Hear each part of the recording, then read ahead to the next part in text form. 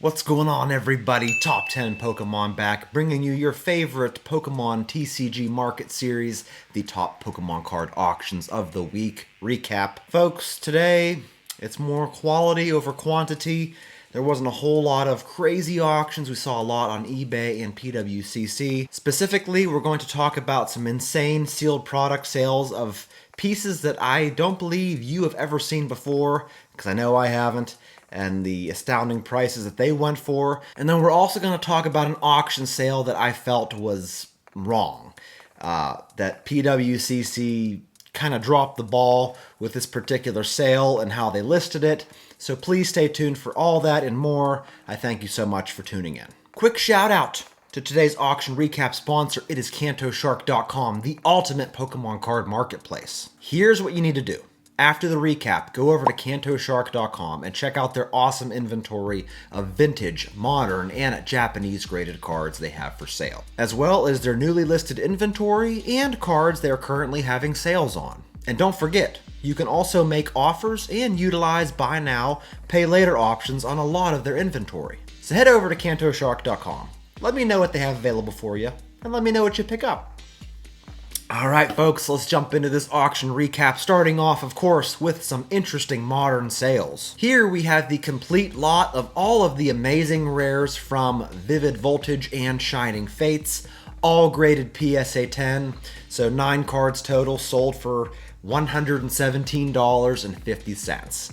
And I always bring these cards up throughout the auction recaps every so often because if you weren't around 3-4 years ago, these cards, this lot of 9 would have sold for thousands of dollars. I am not joking. These amazing rares were selling for hundreds of dollars a piece as a PSA 10, and they have just completely bottomed out in value. So, if you were interested in picking up a complete PSA 10 set, man, the price don't get much better than that. Here we have a couple of awesome black labels. Here is a BGS 10 black label Mewtwo GX from Hidden Fates that sold this week for $1,710, while the black label Umbreon GX sold for $1,800. And then we saw this black label 25th anniversary Japanese Gold Star Umbreon that sold for $725. Here we saw 2 of the Mega Charizard EX cards from Flashfire that had drastically different auction sales. Here's a PSA 10 copy that sold for $341 US, while this PSA 10 copy sold for about $519. And, they're both relatively newer cert numbers, so I'm not sure why there was such a disparity in the prices of these cards. From Ancient Origins, we saw a full art Lugia EX that sold for $406 this week. And then from Silver Tempest, we saw the CGC 10 Pristine Alt Art Lugia V that sold for $475. Here we have a Dream League Solgaleo Lunala GX that got the CGC 10 Perfect grade and sold for $660 this week. We had a couple of Japanese XY promo Pikachu cards. Here is a PSA 10 Warm Pikachu that sold for $1,875, while this other Warm Pikachu promo card sold for $2,425. And then onto the vintage portion on eBay, we saw the CGC 10 Gem Mint base set Blastoise that sold for $5,766. From Fossil, we saw this first edition Dragonite Holo in PSA 10 sell for $5,102, which is the highest I've seen this card sell for in quite some time. Here's a first edition Holo Blaine's Charizard from Gym Challenge that sold this week for $4,400. We saw a CGC 10 Gem Mint first edition Espeon from Neo Discovery. This is Espeon's rookie card from WotC, sold for $1,150, while the PSA 10 copy sold for double that at around $2,225. A couple of Shining cards. Here's a first edition Shining Steelix from Neo Destiny, sold for $1,305, while this Shining Mewtwo sold for $3,350. From the E-Series, we saw this Aquapolis Suicune Holo sell for $824, along with this Holo Umbreon from Skyridge that sold for an even $3,000 as a PSA 10. Here we have a Crystal Celebi from Skyridge that sold for $2,680. From Unseen Forces, here's a Tyranitar EX in PSA 10 that sold for $1,285. Here we have a full art first edition Celebi signed by Mitsuhiro Arita, both the autograph and the card graded a 10, and sold for a total of $1,525. And then here is a Dark Blastoise Japanese web card, also signed by Arita, that sold for $2,025. And then here we have a couple of very interesting pieces of sealed product. Here we have a black and white Sylveon collection box back from 2013, featuring some, of course, Evolution promos and a bunch of black and white era booster packs, sold for $1,028. And then here we have a little bundle of it looks like Diamond and Pearl and EX era booster packs. You get 3 packs total. I see a Stormfront pack there and a Crystal Guardians pack on the right. I'm not sure what pack is behind the promo there, but this sold for $2,125. And folks, take a look at that price tag back then. It used to cost $9.99 for this box. And then we saw this value pack box featuring 3 booster packs from the EX era, along with that Pikachu promo. That sold for $2,125, and this thing was listed for $7.99 back then. Woo, man, times have changed in the Pokemon hobby. Here we have an EX Collector's Tin featuring 1 EX Deoxys pack, 1 EX Unseen Forces pack, and then 1 Pop Series 3 pack in this tin that sold for $2,950. Here we have a Pokemon Topps Advanced Challenge Trading Card Booster Box that sold for $3,738. And then here we have a first edition Jungle Booster Box with all the packs removed, I guess. There's 36 packs total with the box, sold for $9,103. And if I saw a listing like this, the first thing I would think about or be worried about would be, are these packs weighed?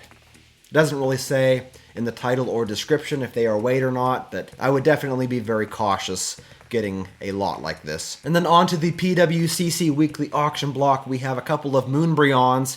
Here's a PSA 10 Moonbreon VMAX that sold for $960.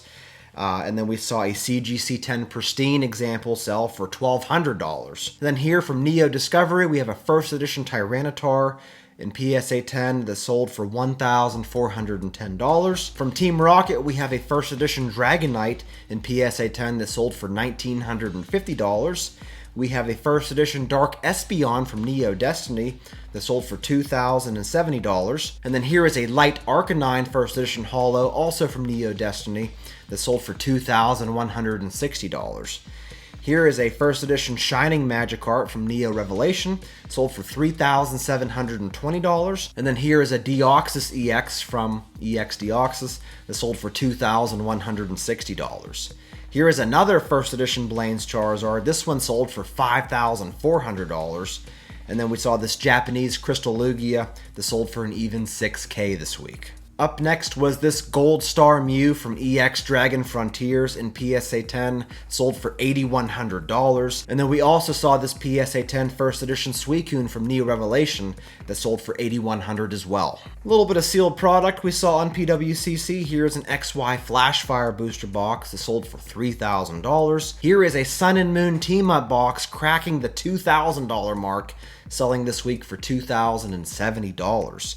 Here we have a lot of 36 Hidden Fates tins that sold for $2,220. Here we have a first edition Fossil booster box that was opened and verified by PWCC and sold for $10,500. And then here we have a 2001 Japanese Versus Series box. This is the Lightning and Grass booster box that sold for $12,000, while the Psychic and Fighting sealed booster box sold for $13,800. And then folks, I'm not sure what to think of this card. This PSA 10 Misaki Gengar promo card has been crazy just the past couple of months. It one sale, it's $28,000, then it's down to $10,000, now it's $18,000. So I have no idea what the true value of this card is. I think it's getting shill bidded out the wazoo lately. So your guess is as good as mine, but supposedly it had a sale for $18,000 this week. And the auction of the week I have to give to this BGS 9 Japanese base set Charizard. Now take a look at this card and take a look at the listing title. You see anything wrong? Well, this is a no rarity symbol Japanese base set Charizard. Very, very expensive, very hard to get your hands on a mint copy such as this. But the no rarity symbol aspect of it is nowhere in the title of this listing. And this card sold this week for $15,000. Now, 2 years ago, a little under 2 years ago, this card was selling as a BGS 9 for over $30,000. So, $30,000 to $15,000. You know, I know things change over time and this market changes, but I can't shake the feeling that if PWCC would have included the fact that this was a no rarity symbol Charizard in the title, it might have got more views and perhaps a better sale price.